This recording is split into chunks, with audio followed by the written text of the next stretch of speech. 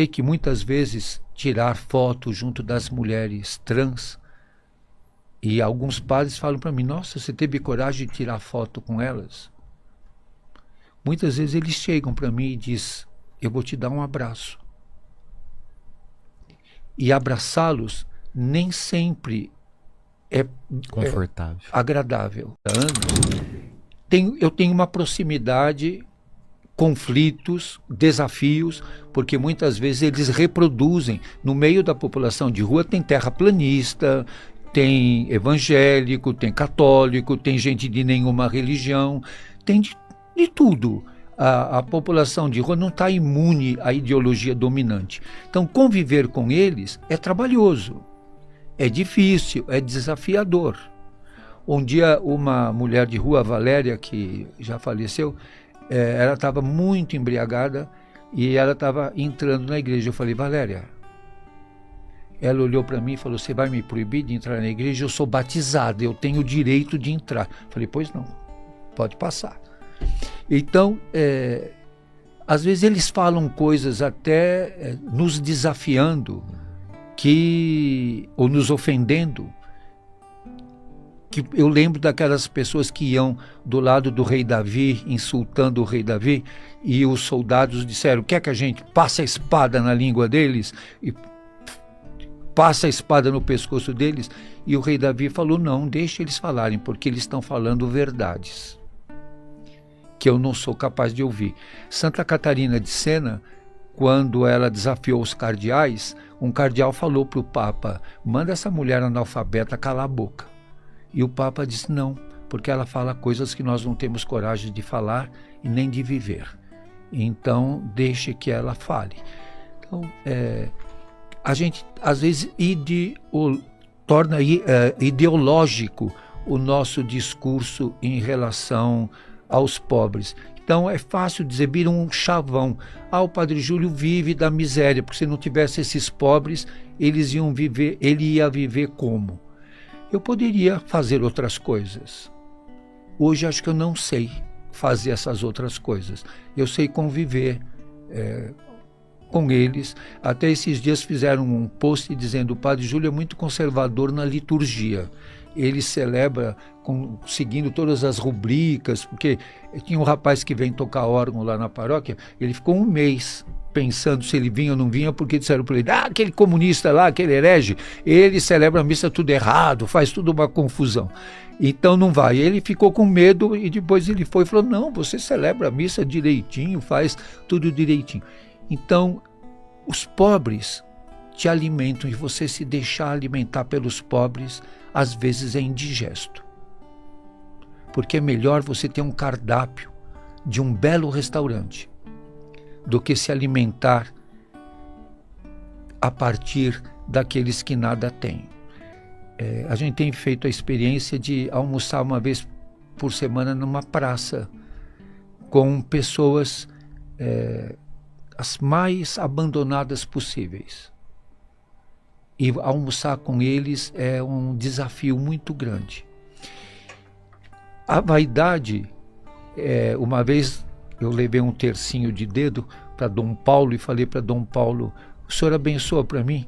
Ele falou para mim, você usa por piedade ou por vaidade?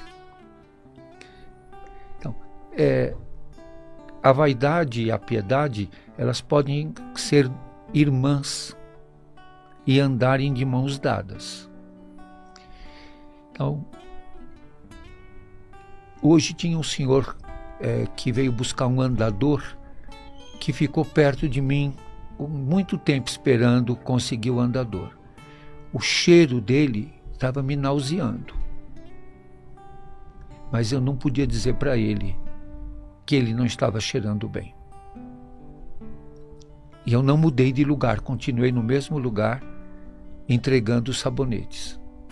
Em nenhum momento eu dei o sabonete para ele e disse, vai se lavar porque você está fedendo. Aí alguém pode perguntar para mim, você estava aí do lado dele por vaidade, para mostrar que você está do lado dele? Não é agradável muitas vezes você ser insultado, você ter que aguentar o odor, porque o meu nariz funciona como o nariz do orgulhoso, do vaidoso, eu sentia o cheiro repulsivo que ele estava. Mas eu tinha que ficar ali. Eu não podia ofendê-lo nem humilhá-lo dizendo que ele estava cheirando mal. Então, se tem vaidade, ela morre, porque você tem que ser firme para aguentar certas situações. Que a maioria de nós não conseguiria, padre. Que é difícil você ficar sentindo, e eu não podia repudiá-lo. Ele é uma pessoa difícil, é uma pessoa que várias vezes a gente tentou socorrer e não conseguiu. Até um jovem que está lá conosco, o Mateus, que recolheu aquele andador dele que estava quebrado, e até ele me perguntou, tem como consertar o andador? E hoje, quando ele chegou de manhã, esse senhor, ele falou para mim, me mandaram aqui para buscar o andador. Aí me veio na cabeça o andador quebrado, que o Mateus tinha me avisado que estava quebrado, se teria jeito de arrumar. E aí eu pedi a um outro que nos ajuda, o Alessandro, para ele ir na igreja ver, porque o Centro Comunitário Santa Dulce está a uma certa distância. Então, você está sujeito a toda forma de julgamento. E enquanto fui buscar o andador, ele ficou ali do meu lado. Então, você tem que aprender a ter suportação. Talvez alguém dissesse, é a mesma suportação das mulheres que usavam espartilho para ficarem bonitas. Nos eventos sociais. Então, tem que... Agora, você perseverar, você ter que aguentar, mesmo que você tivesse vaidade. A vaidade tem seu prazer. Eu sei que muitas vezes tirar foto junto das mulheres trans, e alguns padres falam para mim, nossa, você teve coragem de tirar foto com elas? Muitas vezes eles chegam para mim e dizem, eu vou te dar um abraço. E abraçá-los nem sempre é confortável. Agradável, é confortável, porque às vezes eu acho que eu não pego piolho porque eu tenho pouco cabelo. Mas eu conheço muitas pessoas que, convivendo com a população em situação de rua, pegaram piolho. Ou pegaram muquirana. Muquirana é a sarna? Não, é uma parente da sarda. Então, tem muitas situações. Comer com eles na sexta-feira, você diz, eu não comeria do lado de quem come de boca aberta, de quem está comendo e fala com você e te cospe comida. Você quer comer do lado de pessoas bonitas, agradáveis. Você não quer comer do lado de pessoas. Que ali você não sente o cheiro da comida, você sente o cheiro de gente, né? Então, partilhar a vida, mesmo que tivesse vaidade, ela morreria rápido, porque o vaidoso não suportaria.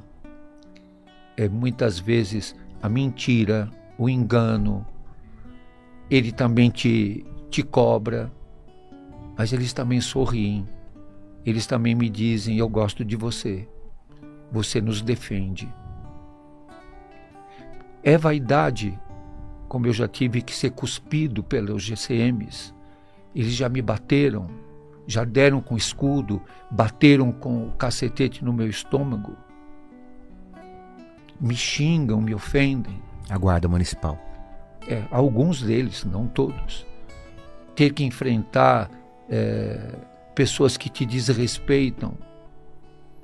O vaidoso quer ser louvado, agradecido. Ele não quer só... Ele não aceita oposição. Então, muitas vezes de manhã, pessoas que estão passando de carro nos xingam, ofendem, já vários vieram com o carro, quando eu vou empurrando o carrinho que eu tenho, que é o carrinho de mercado, que eu levo algumas das coisas, hoje eu estava levando meias, quantos já fizeram ímpeto que iam atropelar? Tem um que passa de moto sempre e me xinga. Então, a vaidade ela pode ter um preço caro, você não pode comer certas coisas para não engordar, você cuida da tua pele, não come chocolate, não come não sei o que, tem várias coisas que você tem que se submeter.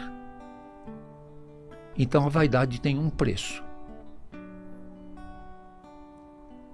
E se é por vaidade, eu pago um preço alto demais. Porque eu já recebi todo tipo de ofensa, minha vida já foi vasculhada de todo lado. Você recebe muita ironia, muitos maus tratos, dentro e fora da igreja. Às vezes te ofende mais e te dói mais o que é dentro da igreja. Sem dúvida. Então, são certas coisas, sempre alguém vai dizer, ele está fazendo isso para aparecer. Eu acho que eu apareceria mais se eu usasse só roupa de grife, porque você sabe quantos zoom dão no meu relógio? Várias fotografias que aparecem para ver relógio, a marca do relógio? Zoom, vamos ver que relógio que ele está usando. Outro dia reclamaram na internet dizendo, ele vai na padaria Montelíbano. Que é uma padaria... Que é uma padaria boa, eu gosto da padaria Montelíbano. Tem um bolinho de bacalhau ótimo lá. Até um dia um reclamou, falou, mas qual é a tua reclamação? Eu espero que o senhor não pague mais nem um bolinho de bacalhau a partir de hoje, hein? Então, eu tenho uma vida muito vigiada. E Dom Odilo falou para mim, toma cuidado, porque tudo que você faz e tudo que você falar... Tem lente. Tem gente ouvindo cada vírgula, como aqui, vão ouvir cada palavrinha, vão achar, mas olha, ele falou isso. Então, a gente paga um preço muito grande, todas as opções. E nesse sentido, a gente diz, cada um que cuide da sua vida. Mas eu queria dizer para o Padre Fábio de Mello que eu quero mandar um abraço para ele. Eu não me alegro com ninguém sofrendo. E nem aqueles que me atacam, eu também não me alegro com o sofrimento deles. Quem para mim foi um grande mestre foi Dom Luciano Mendes de Almeida. Servo de Deus. Que eu depus no processo de canonização dele, de beatificação. Então, estar do lado dos rejeitados, você vai ser rejeitado também. Não tem como. E é vaidade ser rejeitado? Não, ser rejeitado dói. Ser caluniado dói. E você está do lado dos que perdem, e eu tenho muita convicção disso. E essa frase minha pegou muito e teve muita repercussão. Eu não luto para ganhar, porque eu sei que vou perder. Eu luto para ser fiel até o fim. E quem me conhece há mais tempo, eu sempre digo isso. Eu nunca mudei de lado. Você nunca vai me ver do lado dos que batem. Eu vou estar sempre do lado dos que apanham. É vaidade apanhar? Você apanha porque é agradável? Então está do lado de quem perde. E apanha em todos os modos, né, padre? De todos os Porque eles querem atingir a nossa vida pastoral, não moral. Conseguem. Aí eles vão para moral. Aí eles não conseguem.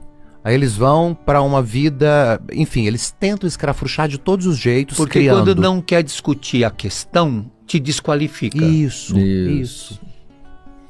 Por isso que eu sempre falo que nunca é preço alto que a gente paga por pertencer a si mesmo. Porque quando a gente tem consciência da gente, não tem nada que pega a gente. É vaidade ser ofendido do jeito que me ofendem. Padre, o senhor está com 76 anos. Eu fico pensando, eu olho para o senhor com muito respeito, né, nessa figura paterna, nessa figura que para muitos, né, mais jovens, o senhor tem uma figura inclusive de avô, né? Eu fico pensando o que passa na cabeça de uma pessoa que gratuitamente ofende. Eu acho que sem olhar para a história do senhor, sem olhar para tudo que o senhor escreveu ao longo da vida, porque Padre Júlio Lancelotti não é o Padre Júlio Lancelotti de 2025. O senhor é uma formação de uma história escrita, né, desde 1948. E quem é o Padre Júlio Lancelotti nesses anos atrás? O senhor nasceu onde? Assim, só para a gente saber. Eu nasci aqui em São Paulo, no bairro do Belém, onde eu moro até hoje, no hospital que chamava São José do Brás. E a paróquia do senhor? Que hoje chama Santa Virgínia, é pertinho da paróquia. Eu sempre estive no mesmo lugar. E eu sou um padre da cidade. Por mais que me odeiam, eu não vou ser transferido porque eu sou daqui. A não ser que eu seja expulso ou peça para ir para outra diocese. Mas aqui eu nasci, aqui eu vou ser enterrado, provavelmente. Então, hoje eu me sinto um velho, cansado. Às vezes me sinto um idiota. Até outro dia fui comprar o Idiota do Dostoiévski, que todo mundo ficou admiradíssimo na livraria, que uma pessoa da fila pagou o livro para mim e me deu de presente. A gente percebe muitas coisas. Eu não tenho carro. Deus criou o céu e a terra. E eis que a terra estava sem forma, ou seja, caótica. Porque tudo que não possui forma, tudo que não possui ordem, tudo que não possui unicidade, está no caos, é caótico. Então, no princípio, Deus criou a terra. E eis que a terra não tinha forma, estava caótica. E agora vai surgir uma segunda pessoa, um segundo elemento, um segundo sujeito. E o Espírito de Deus pairava sobre as águas. A água, que na linguagem bíblica significa elemento de transmutação, mudança. Daí o batismo. Passar pelas daí águas. Atravessar as águas, romper o rio, romper o mar vermelho, romper as águas da vida. E se elas quiserem te sufocar, afundar, segura na mão de Deus e vai. Porque a água da vida não mais é do que o excesso de ego. Por que Pedro afunda quando está saindo do barco? Porque ele começa a olhar para si mesmo. Porque ele olha para ele. Mas quem chamou Pedro? Foi Jesus. Manda que eu vá ao teu encontro. E Jesus fala, vem. Quem chamou foi a voz de Jesus. Enquanto ele olhou para Jesus, ele andou sobre a água. Quando ele olhou para si mesmo, ele teve medo. Por quê? Olhou para o ego. O chamado é de Deus, não é nosso. A resposta é nossa. Eu escolho se eu olho para Deus ou se eu afundo.